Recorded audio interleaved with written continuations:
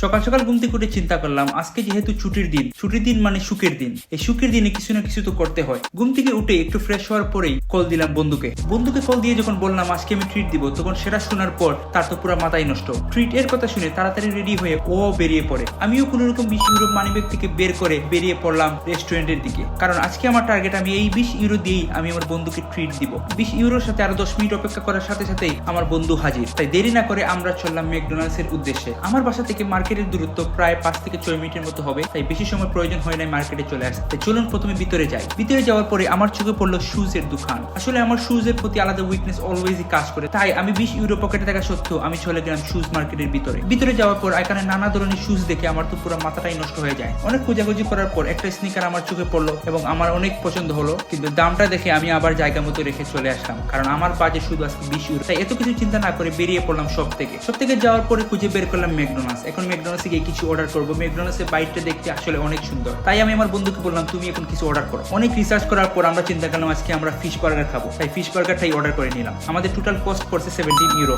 যেহেতু আজকে বন্ধুকে নিয়ে আসলাম ট্রিট দেওয়ার জন্য, তাই ওকে বললাম তোর যতটুকু মন চায় ততটুকু খেতেই তা। সেও আবার মন ভরে খেয়ে নিল, কারণ আমার কাছ থেকে ট্রিট পাওয়া মুশকিলে নেই না মুমকিন হে। তো আজকে এতটুকুই, দেখা হবে নতুন কোনো ভিডিওতে। আল্লাহ হাফিজ।